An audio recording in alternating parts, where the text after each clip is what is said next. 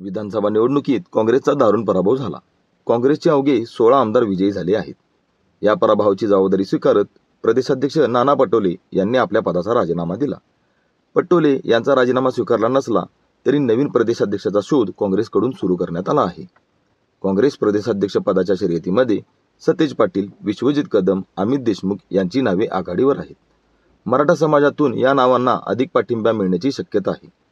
OBC नेते म्हणून विजय वडेट्टीवार, यशोमती ठाकूर यांच्या नावाची देखील प्रदेशाध्यक्ष पदासाठी चर्चा होती। त्यामुळे यातील कोणाला संधी मिळणार याची उत्सुकता होती। प्रदेशाध्यक्ष पदासाठी सतेज पाटील, विश्वजित कदम, अमित देशमुख यांची नावे आघाडीवर असतानाच हर्षवर्धन सपकाळ यांचे नाव देखील पुढे आले आहे। या 4 जणांमधूनच नवीन प्रदेशाध्यक्ष निवडला जाण्याची शक्यता आहे। मात्र हर्षवर्धन सपकाळ यांचे नाव अचानक समोर आल्याने त्यांचे पारडे जड मानले जात आहे। हर्षवर्धन सपकाळ हे गांधी कुटुंबियांचे जवळचे मानले जातात।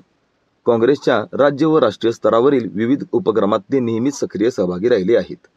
राज्य स्तरावर त्यांचे नाव फारसे चर्चेत नसले तरी संघटनेमध्ये ते एकनिष्ठतेने काम करत असतात। हर्षवर्धन सपकाळ कोण?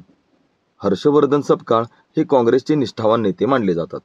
2014 ते 2019 या कालावधीत ते आमदार होते। बुलढाणा मतदारसंघाचे त्यांनी प्रतिनिधित्व केले। ते बुलढाणा जिल्हा परिषदेचे माजी अध्यक्ष आहेत आणि राजीव गांधी पंचायत राज संघटनेचे राष्ट्रीय अध्यक्ष म्हणूनही ते कार्यरत आहेत आणि त्यांची गांधी परिवाराशी जवळीक आहे।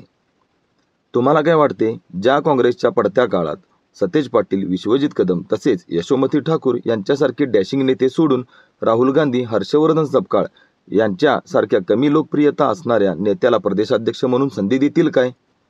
सूत्रांच्या माहितीनुसार जर प्रदेशाध्यक्ष पद पश्चिम महाराष्ट्रात दिले तर काँग्रेसची स्थिती मजबूत होऊ शकते अशी धारणा काँग्रेसमधील अधिक नेत्यांची आहे।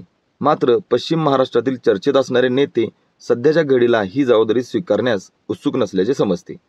तुम्हाला काय वाटतं? काँग्रेसचे प्रदेशाध्यक्ष कोण होतील? तुमचं मत आम्हाला कमेंटमध्ये सांगा। तसेच हा व्हिडिओ जास्तीत जास्त शेअर करा।